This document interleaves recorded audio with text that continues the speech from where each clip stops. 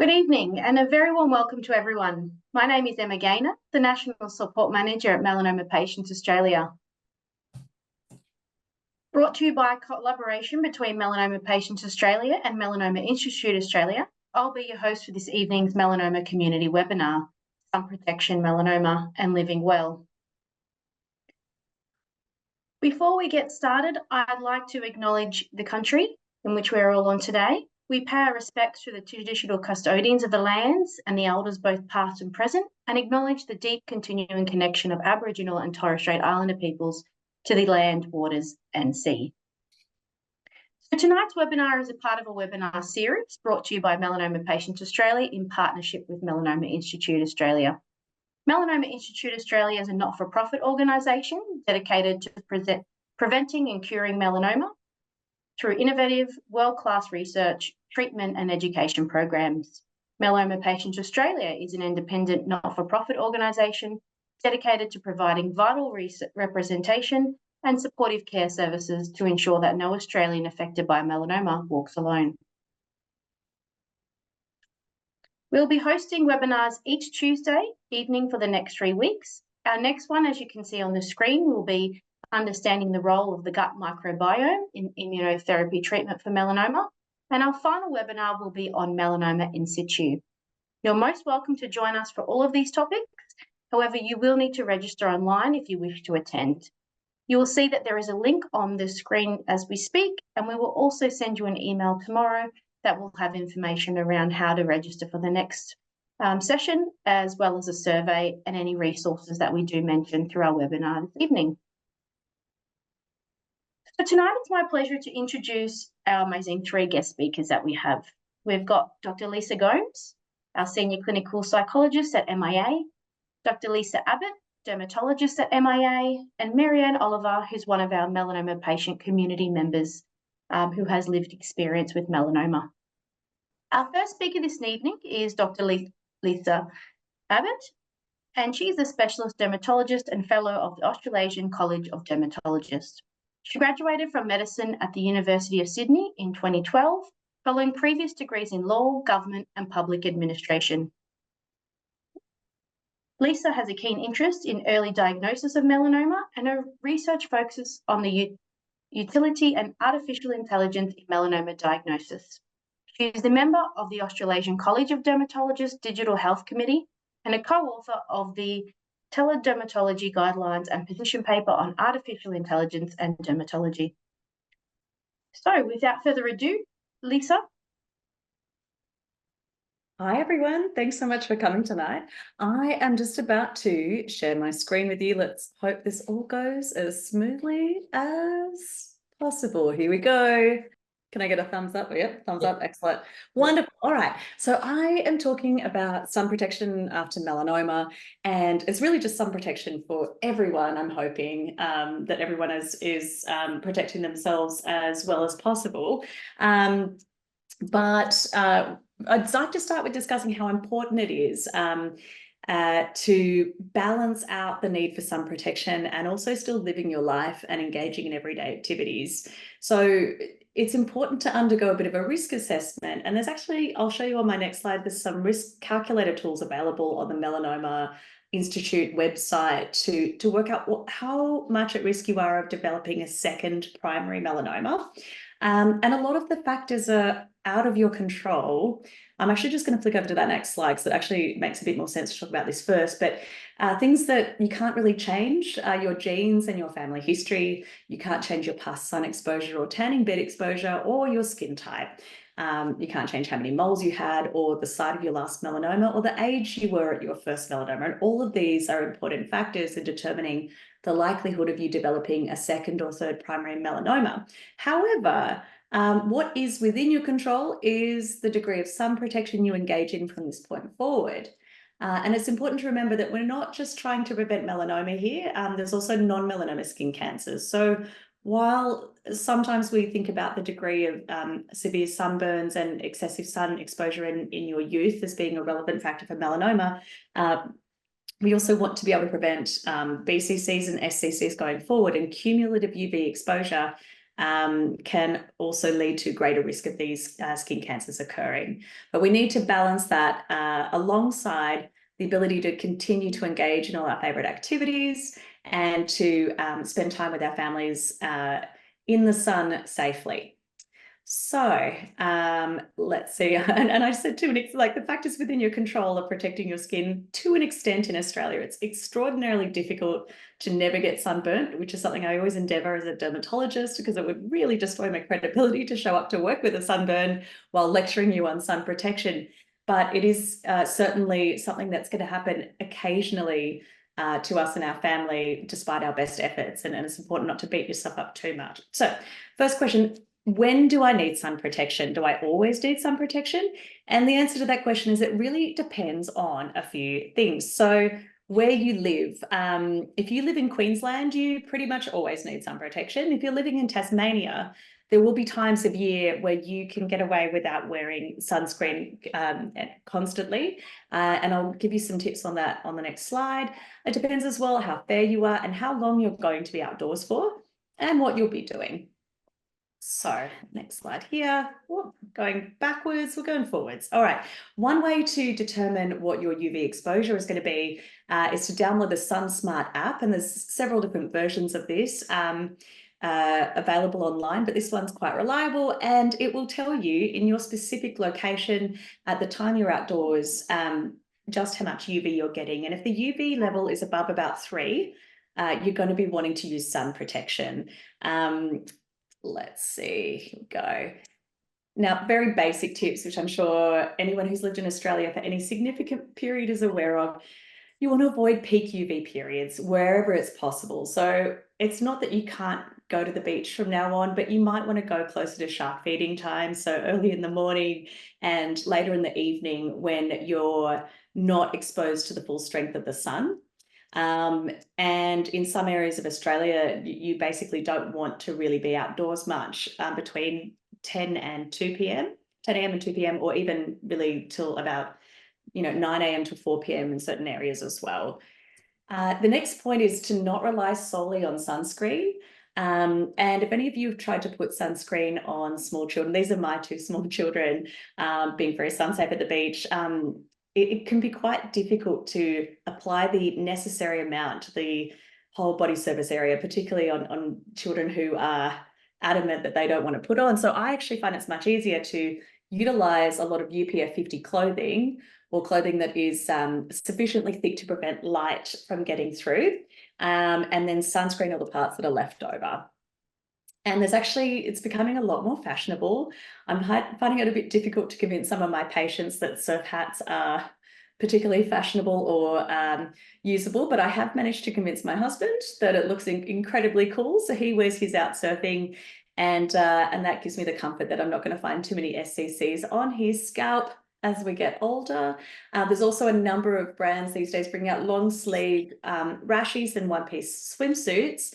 They're actually quite fashionable. So I think it's important to sort of integrate these into your routine. And it also means that you don't need to ask anyone to put sunscreen all over your back. So if you're going to be out and about, something that covers you from neck to wrist, and if you manage to cover your own legs with an adequate amount of sunscreen, then you're going to be doing well.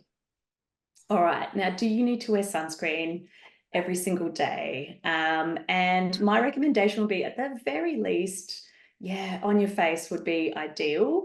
The picture on the left is a picture of someone who was a truck driver, and you can see the degree of sun damage obtained just through being exposed to the sun, or the aging that's been from being exposed to the sun through one side whilst driving, and it makes a real difference. And if you're looking at the picture on the right-hand side, I just illustrate this, like, at least on the face, if you're developing SCCs and BCCs, they become trickier to excise because there's a lot of structures in the way that are quite important, like your eyes and your nose and your mouth. So when you're heading out and you don't really feel like putting sunscreen on your face, just remind yourself that it's worth a couple of minutes of effort to do this. There's a few myths that we need to address as well about sunscreen. So I noticed recently, I don't know how many of you are on social media, so TikTok and Instagram and things like that, but there has been a bit of backlash against sunscreen recently. People are concerned about putting various chemicals on their body. But you should be reassured that sunscreens that are available in Australia, they've been vetted by the Therapeutic Goods Association, and they monitor the latest scientific evidence, and they adjust the list of approved ingredients accordingly. So they're not going to be selling anything that is dangerous to be used in the quantities that we tend to use them in on our skin. Certainly there's a lot of natural ingredients that are touted, but may I advise you, please do not attempt to devise your own natural sunscreens, and stick with the ingredients that have been tested and shown to be effective against sunburn. Now, next question is, which sunscreen should you be using? And look, my simple answer is that, look, there's so many different kinds out there, but the two main varieties are chemical sunscreens and mechanical sunscreens, mineral sunscreens. One blocks UV rays, the other one just allows you to deflect the heat from the sun. So, but both of them are effective, and anything that's rated as SPF 50 should be more than sufficient to protect your skin. The mineral sunscreens can tend to give you quite a thick white cast on your face if it's not a nanoparticle version. But if you can tolerate the mineral sunscreens, they do tend to stick on a little bit better when you're out doing water activities. And it comes down to a little bit to a preference for various types of textures. And you just have to remember that you're meant to be applying a teaspoon at least worth to your face and about 7 teaspoons over your whole body. So if you're applying enough for it to be effective, is it going to provide so much of a thick white cast that you don't really feel like wearing it? Or is it going to be unpleasant to apply? So what you should do is try out a few different sunscreens that have UVA and UVB coverage, that are SPF 50 plus, and that you like the texture of enough that you're willing to apply it every single day, and that is not so expensive that you're willing to apply the correct amount every time. Oh, and there we go. That's my general advice in a nutshell. Now let's see some other sunscreen tips. As tempting as it is to always have some on you so that you can apply it in emergency situations where you're not expecting to be out quite so long, definitely don't store it in your car, because the temperatures in your car can get so high that it can degrade some of the ingredients, making it much less likely to give you the protection that it promises on the packet. You should check to make sure it's within its use by date, although if you are using it as much as you're meant to and as often as you're meant to, hopefully none of them are going out of date. Don't forget to reapply. So in theory, every 2 hours or after going for a swim. Some sunscreens will last longer than 2 hours. So, but I would say as a rule of thumb, if you're working in an office and you're not near a window, and I would definitely at least reapply before you go out to lunch. And you should apply it about 20 minutes before you need it to take effect as well, to give it a chance to work and not wash off. Great. Thank you so much, Lisa. Dr. Lisa, that was greatly appreciated, and there's lots of tips that we can take there for ourselves and for our family and community members as well. So the next speaker we have is Dr. Lisa Gomes. Dr. Lisa is a clinical psychologist with over 15 years experience working with patients and their families. Lisa is a senior clinical psychologist at MPA's Clinical Psychology Service, and in addition to providing direct assessment and therapy services to patients, Lisa is also involved in providing educational seminars to patients and professionals and research activities. Prior to her role, Lisa was involved in the psychological support implementation study at MIA, and we welcome her and thank her for being involved in this session this evening. Thank you, Dr. Lisa. Thank you, Emma. Okay. So thank you, Lisa, for a wonderful overview and those tips about sun protection after diagnosis of melanoma. As Emma mentioned, I'm Dr. Lisa Gomes, and I'm a senior clinical psychologist at the MIA Clinical Psychology Service. Before I start, I just wanted to acknowledge particularly the Darug people whose land I'm presenting from tonight. So my part of the webinar tonight is on how to continue to live well, how to live a full and meaningful life following a diagnosis of melanoma, in the context of the sun protection tips that Lisa provided. So it is my firm belief and key goal with my patients with melanoma that I work with to find ways that they can continue to engage in the important, meaningful, and fun things in life, the things that make life worth living. So before we look at some specific tips, I wanted to acknowledge that for many people that have a diagnosis of melanoma, there are often some difficult thoughts and feelings that come up for them when they think about going out in the sun and doing things outdoors. What I'd like you to do, the participants, is scan that QR code or join at menti.com with that code, and let's see if this works. So what I'd like you to do is type in some responses or your thoughts and feelings regarding what comes up for you when you think about going out into the sun. Let's hope this works, otherwise we'll try it a different way. Excellent.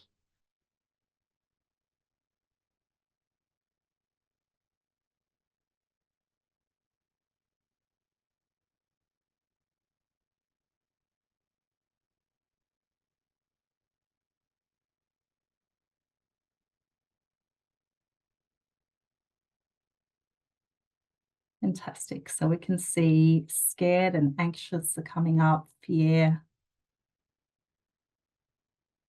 Okay, great. And so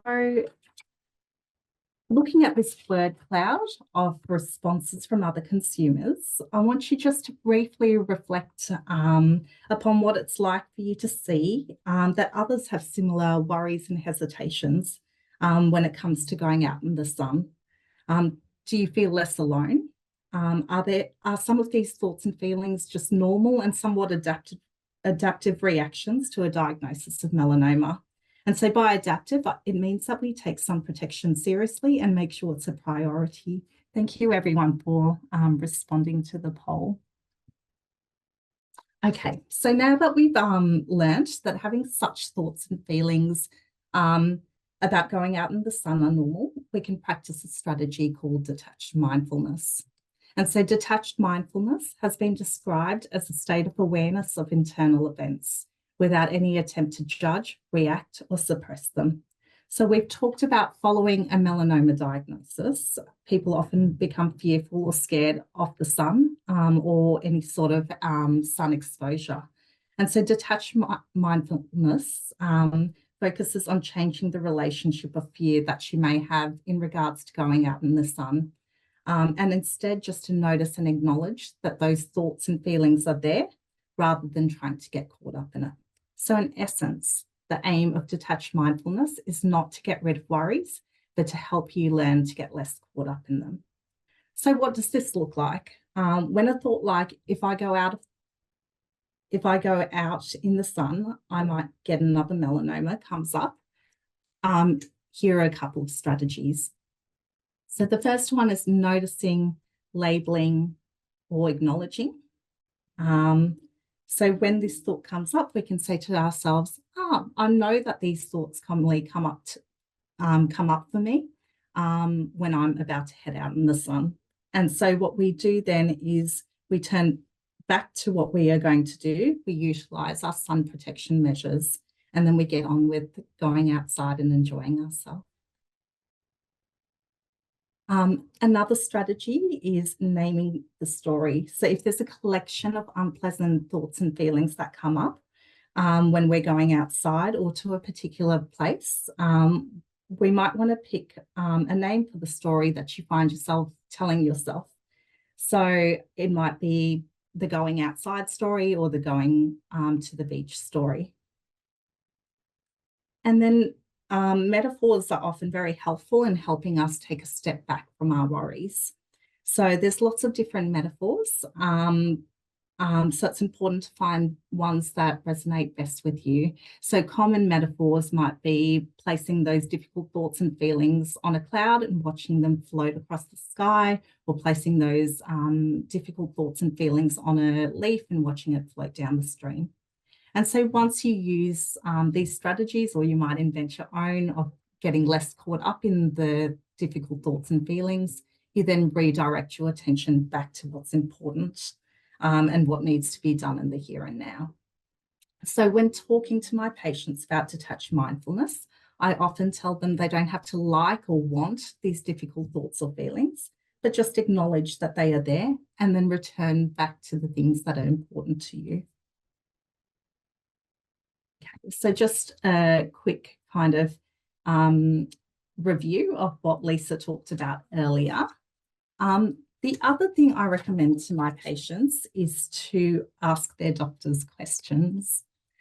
So I encourage patients not to write off important activities or plans that they have for themselves, but rather ask your doctor if you can still do them, possibly with modifications.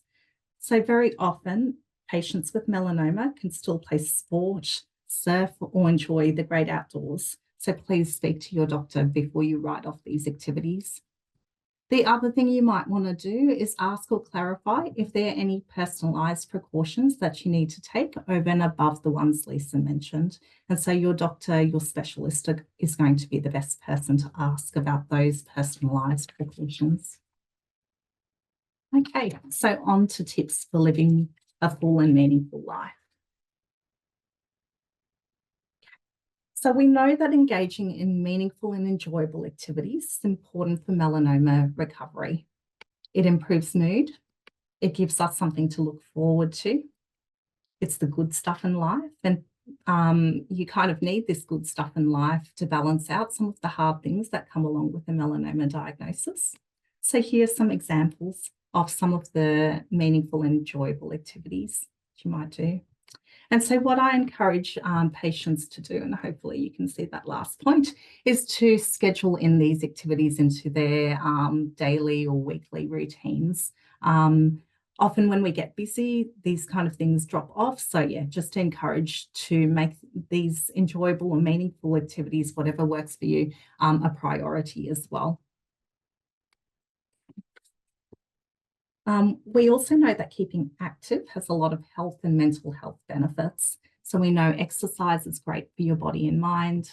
It keeps people feeling good. It helps people manage stress and manage tiredness. And so what I encourage patients to do is keep on doing the exercise, but practice the sun safety tips that Lisa mentioned.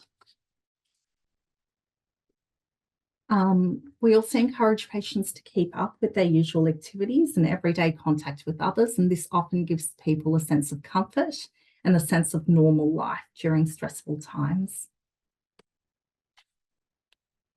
And so instead of making sun protection an additional task you need to do, see if you can incorporate them into your daily or getting ready routines. And so some examples might be applying sunscreen as part of a daily morning routine when you brush your teeth and do things like that.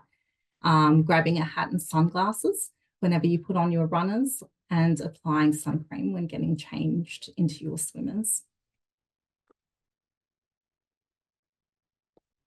So for some people, they find it helpful to prepare themselves a sun protection kit, which they can pop in the back of their car to be ready for times when you're out and about. And so this helps them feel sure that they won't get caught out in the sun without the things that they need. And so as I've learned tonight, sunscreen should not be kept in your car. So make sure you have that maybe in your handbag that you take along with you, but definitely in your car. You can leave things like a wide-brimmed hat, sunglasses, and an SPF kind of long-sleeved shirt as well.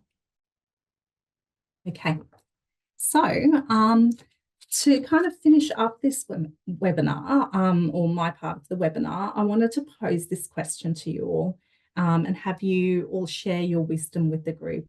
So what do you do to live a full and meaningful life? And I'm just going to start the Menti program. So if you want to scan or go to menti.com and pop that in.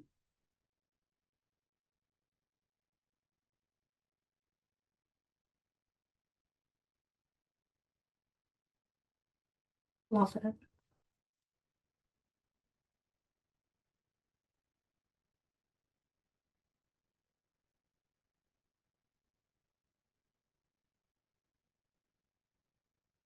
Thank you everyone for sharing your thoughts.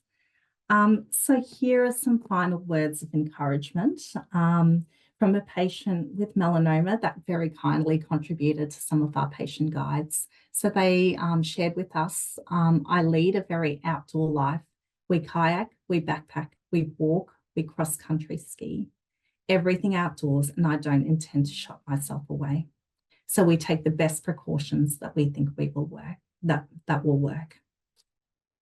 Thank you, everyone.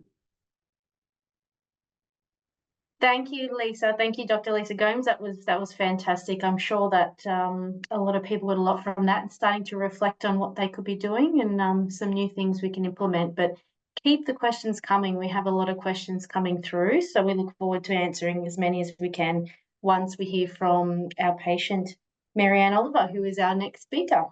So Marianne is our MPA community member speaking this evening, and she was a hairdresser for 31 years and spent 11 years also in insurance investigations for Suncorp. She moved many times between Brisbane and Melbourne as her husband was called back to the Navy service in Melbourne, and that's when she fell in love with Victoria and also golf. Marianne moved back to Queensland in 2019 after the loss of her daughter and brother.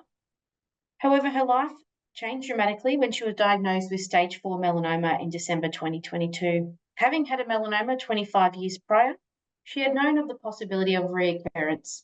After 5 treatments of immunotherapy, Marianne has been given the all clear from both her doctors, which is of a surprise of them all.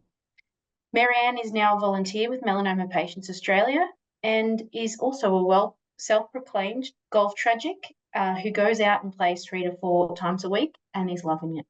So we welcome Marianne to share her story and thank her for giving up her time this evening. Marianne, welcome. How is everybody this evening? Hope you're all fine. Me, as a teenager living in Queensland, I did what every other girl did, and that was to bask in the sun with reef oil on and coconut oil on, slathered on. I'd come home from a day baking in the sun, and I mean a day baking. I'm a very fair redhead, I was, and covered in freckles. I've got an Irish background, so I should be in Ireland, not in Australia. But anyway, I used to try to get all my freckles to meet up. That was my aim in life, to get them going together. But I'd come home red and blistered, and my grandmother suggested that brown vinegar is really good for blistering and to make your skin go brown. Well, it didn't with me. But anyway, that's me and that's Queensland. 26 years ago, my GP found a mark on my left earlobe, and it turned out, I just thought it was a scar, and it turned out to be a malignant melanoma, non-aggressive. And I rang my husband and said, I've got to have my earlobe removed. And he rang my daughter at the time and said that, you know, mum's got to have an earlobe removed. It's malignant melanoma. It could have gone to a brain. Well, my children just turned around and said, well, mum doesn't have one, so it doesn't matter. So I was safe in that respect. But another 4 years later, another one appeared in the same spot, pretty much the same time frame and the same. It was a Clark 3, which was more aggressive, more of a worry. And of course, they redid my earlobe, and I had a very good plastic surgeon who did all the work, and nobody can tell the difference. Very lucky. But in those days, there was no treatment, and that was my biggest fear. And so I had to learn about melanoma because nobody really told me anything. It was just cut the earlobe off. They made me a new earlobe and it's all nice and pretty. But nobody warned me about what could happen. I did know that they could go internal. So I started doing a lot of research myself. And I've been extremely lucky. But on the 14th of November 2022, my left eye started playing up. And it just felt like conjunctivitis. It was sort of feeling funny. They treated it as that. And eventually I had an MRI and it showed a metastatic melanoma, stage 4, behind my left eye, attached to the eye muscle. It was pushing my eye up and out. The other eye was fine. Then I had my PET scans. They sent me for a PET scan. I knew what metastatic meant. And I knew what stage 4 meant. And surprisingly, I wasn't hysterical, I realised that this had always been a possibility. But 26 years later, you sort of think, well, no, it's not going to happen. But it did. The PET scan showed that it was in my lungs, my stomach, and my back, and the one attached to my eye was about the size of a golf ball, and they couldn't take it out, of course, because it was attached to the muscle. The day I saw my oncologist, he said I had a 40% chance that it was incurable. And my first question was, how long have I got? And he said 4 months without treatment and 6 years with treatment. So they started me on immunotherapy the next day. And I had 5 treatments of immunotherapy. I rang after the first treatment. I rang my surgeon who'd done the biopsy on my eye, and I said to him, can you take my eye out? It's really annoying me. I don't think it'll ever go back. And he said, look, because I used to wear a cover over it, and he said, it'll go back after the second treatment. And I'd sort of said to my husband, in the meantime, if it had been Halloween, I would have won first prize with this, but this was November, not October, so we beat that one. But getting back to my PET scan, actually came up clear after 5 treatments. I was blown away, and so was my oncologist, because he actually didn't expect me to survive. The only catch was I had to stop treatment. Instead of having follow-up treatment every 2 weeks, I would have to stop it because it had taken out my adrenal glands, meaning that I couldn't control anything. Initially, I sort of thought, well, that's okay, because, I don't need to get too excited now at my age, so that's fine. But it means more than that. To me, the adrenals, I learnt so much there while I was in hospital about what the adrenals do and how they work and what they control, which is, they're pretty much more important than your heart. But that gives me, the adrenals make me feel very tired. I get fatigued very easily. So I've had to change my whole eating pattern with eating more while I'm at golf. I've been on a permanent diet since I was born, I think. And this is like, oh, watch it. I've got to watch it now that I'm on steroids to keep the adrenal situation in hand. But I get enough exercise. And I've been very lucky. I've been clean now for 12 months, actually 14 months. So I can handle the adrenals. I spend 90% of my life in the sun. As Emma said, I'm a golf tragic. I love the game. I spend an absolute fortune on my clothes. I don't wear normal clothes, I just wear golf clothes. But living here in the Sunshine Coast State and cancer capital of the world, I'm outdoors 3 to 4 times or more a week. I've been up the country this week playing golf, and I'll be up the country again on Thursday, and I'm playing again tomorrow and again on Friday. But I've got the gear.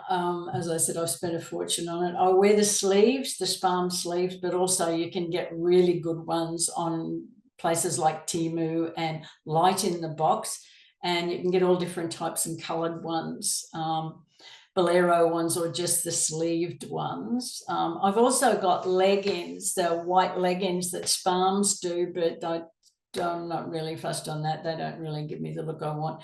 So I just plaster my legs with zinc cream, and they're as white as the leggings would be anyway.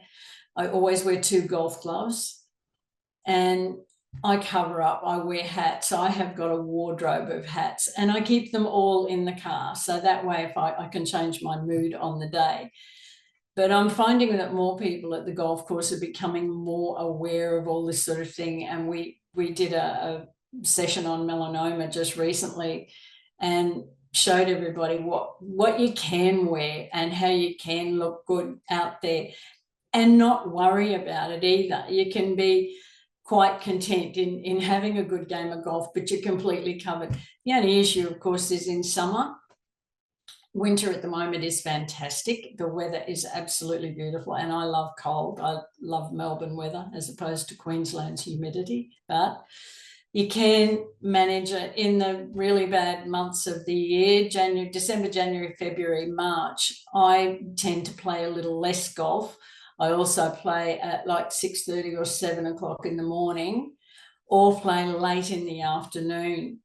And you drink gallons, you keep moist, you keep yourself hydrated as much as possible, but also use they're neck freezing things that you can wear. There are capes like a chamois that you can wear, things like that. And the golf club is good because everywhere is shade. When you get off your cart, you get straight into shade, and we've got bubblers everywhere around the course too. And I also take a towel in the cart so that I've got something to put over my legs all the time so that I'm out of the sun, and do it that way. Swimming, I'm not a big swimmer. We have a spa, and even in that, it's all undercover, but I have leggings that I wear, and it's all from Solarabri. I think that's how you pronounce it, Solarabri. They do a great range of waterwear, and it looks pretty good. And I've worn them up the coast when we were away last year, and I didn't feel uncomfortable because there were women my age and younger wearing the long sleeves and the long pants. And around the garden, just long old jeans or baggy pants and a big hat and leggings and gloves. Always wear 2 gloves on my hand when I'm driving and also when I'm golfing, because the hands are the first place also to show your age and burn very quickly. And I've got very thin skin, I always have had. So it's much better to do it that way, to keep the 2 gloves on. And it's not that hard to do, really. And as I said, a wardrobe of hats. And it's a great thing to shop for long sleeves. It's becoming more a fashion thing. And I can't stay inside. And I know lots of us are terrified about going out there and it all happening again. I worry. I haven't had a PET scan now since March, and I'm not having one till November. So yeah, I'm sort of, fingers crossed, try not to think about it. I try to think about how to improve my golf game, and where I went wrong in the last golf game I played, rather than concentrate on thinking about melanoma. There's a possibility it'll come back, don't want it to, but we just keep positive. That's all we can do, and talk to other people about it too. I've talked to the guys at the golf club and explained it all to them as to what the story is, and they're great. They are my biggest, apart from my husband and my family, they are my biggest support group. They're amazing, and they look after me out on the course too. They know when I'm sort of fading a little bit, and they're always there to help. So it's great. I love them all. And you do learn to help other people with this disease too, because I'd love to go down to the beach and grab all those people who are lying there with string bikinis on and everything and put a blanket over them and just show them.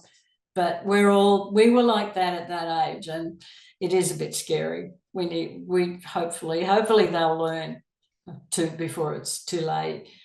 But we are lucky here that we've got a lot of companies that are now producing fantastic gear and for shopping, for wearing everywhere out. So get out there and have fun. Enjoy the sun as well, not the really hot stuff, stay out of that. But yes, get out there and have some fun. And thank you. Great. Thank you so much, Marianne. That was a fantastic review on how you're keeping active, and it sounds like there is lots of opportunity to do some great shopping and be sun safe at the same time. We're now coming to our Q&A session for this evening, and we do have all of our speakers online, because I know that you will all probably contribute to some of these answers. We've got a fair few questions, so please join us, both Dr. Lisa's and also Marianne. So a lot of the questions are coming around about, SPF and sunscreens and that kind of thing. Something that I can see is coming up regularly is around the use of, say, an SPF 30. We talk about 50 all the time, but 30 for, say, incidental outdoor exposure, and things like your general moisturisers that say they've got 30 in them. Probably for you, Dr. Lisa Abbott, Yeah. Is that going to be enough? Do we need to look at extra sunscreen in those respects? Oh, look, my personal preference is I would just grab an SPF 50 regardless, just so you've got the, the highest available level at all times, because you're not really going to change up between a 30 and a 50, depending on the situation. So it's best just to have one thing on hand. I don't love the idea of using makeups, like makeup that has SPF as the sole option. I think it's best to slather your SPF on and use one with a moisturizing base, so that counts as your moisturizer for the day. So all you really need is a cleanser in the morning and then an SPF with a nice texture that you like as your moisturizer.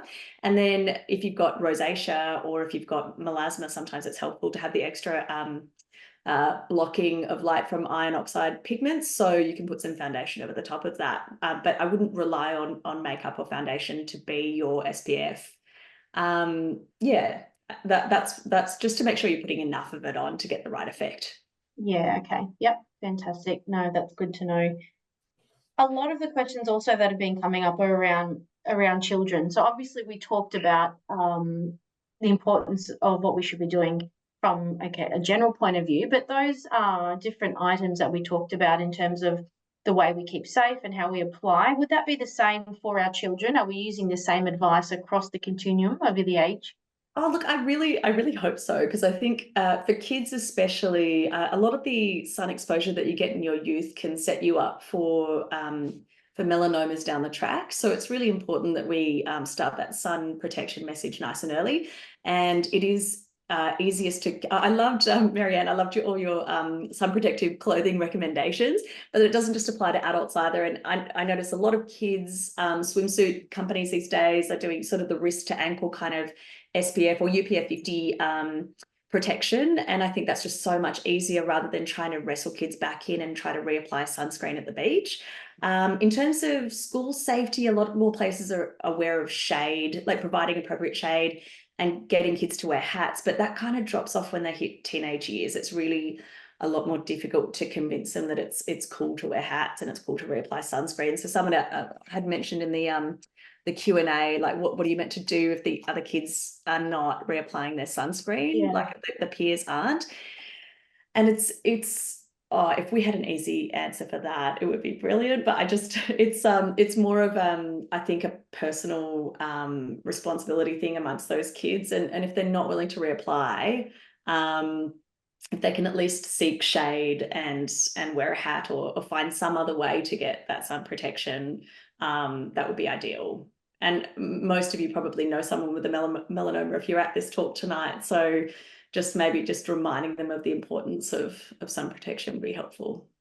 Yeah. Absolutely. And I know in Queensland, something that a lot of schools are investigating is including long sleeve light shirts rather than just short sleeve, because that's also going to obviously help with those kids that don't want to reapply through the day, especially when they're playing outdoors in the middle of the highest UV. So if we can change those things, that's going to help the future generations coming through as well. Just another clothing recommendation in addition to Marianne's. Marianne mentioned Solbari, which is great for UPF 50, and then just for a cheaper option, Uniqlo makes some good UPF 50 lightweight long sleeve tops that have sort of like thumb holes you pop your hands through. So if you're cycling and you tend to overheat, they're actually very manageable even in summer to wear. They're still a bit airy, but you do get that protection, and they're usually about $30 I think on sale. So definitely if you can get your kids to wear them, come in nice bright colors as well. Yeah. Something that we do get not only in the questions that we've got this evening, but through all of our other groups that we run, is around those that aren't getting enough sun and are worried about vitamin D deficiency, or if they do have it, and what should they do. Have you? It's such a great question, and I thought I did a slide on it. I'm so annoyed at myself. So look, vitamin D is not really a concern for anyone who lives in Queensland, because you're just going to get incidental sunlight so easily. Like you really don't need to overthink it. If you're living somewhere a bit colder, where you're covered up most of winter, and there's only a certain amount of skin on show at any one time, and there's not a whole lot of UV, maybe you do need to think about it a little bit more. But even up to 10 minutes of incidental outdoors exposure is plenty in Australia to get the vitamin D you need. And if you're really concerned, you can always get some vitamin D supplements, because we can also easily get it through our diet. So you can supplement it with tablets if you're not getting enough through your food and through your skin. Yeah, absolutely. Okay. And I assume it's never too late to start using sun protection in your middle years and your later years. Oh my gosh, never too late. Yeah, Never too late. I try to encourage, I mean, look, for people who care about such things, it is anti-aging to use sunscreen. It's the best anti-aging tool that we have, or at least sun protection, so hats and sunglasses as well. But in terms of SCCs and BCCs, which are nothing to sneeze at, like that can definitely cause some harm, sun protection can greatly lower your risk in the later years of getting those skin cancers. So definitely worth starting anytime right now for anyone. What about when it comes to scalps? I've had someone talk about spraying their daughter's scalp, but worried about other parts of her scalp getting burnt. Is that something that's quite common and we should be looking into and protecting there? That is a good question. I actually do always check people's scalps very thoroughly, like from front to back, all around, for any signs of skin cancer. And I guess Annie asked a question about this. Oh no, it wasn't Annie, sorry.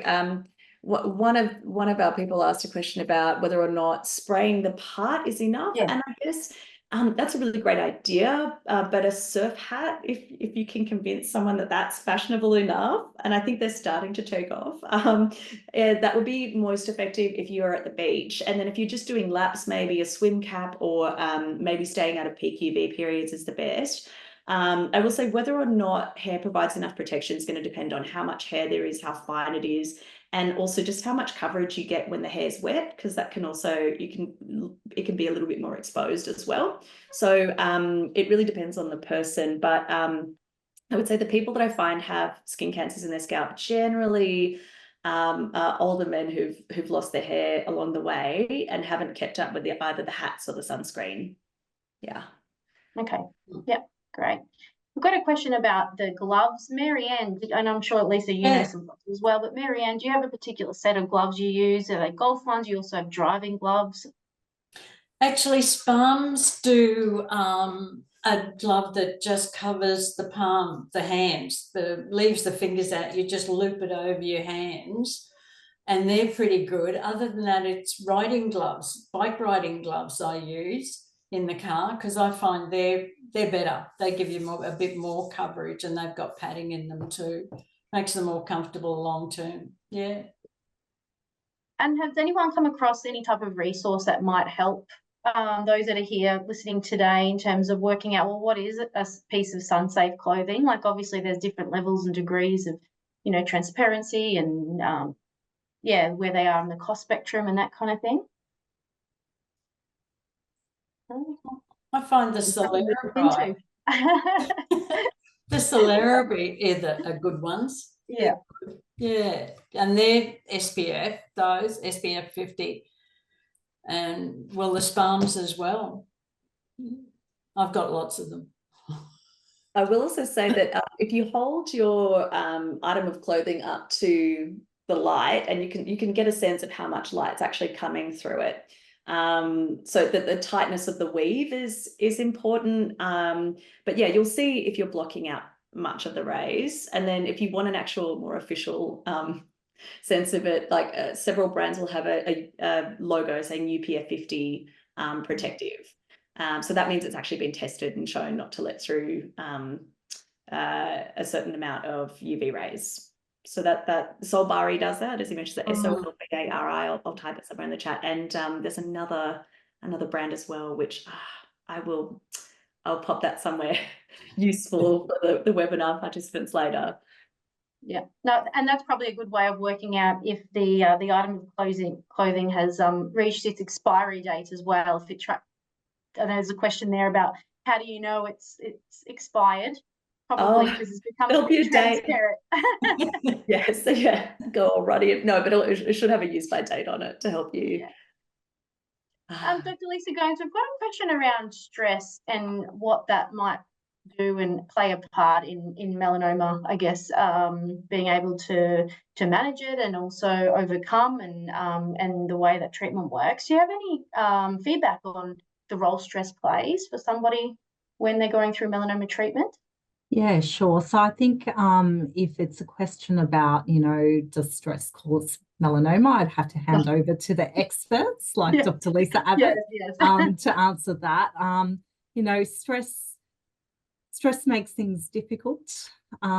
Stress exacerbates physical health and mental health difficulties. And so in general, I think we should all work to reduce our stress, doing things like enjoyable activities, things that are meaningful for you, exercise and things like that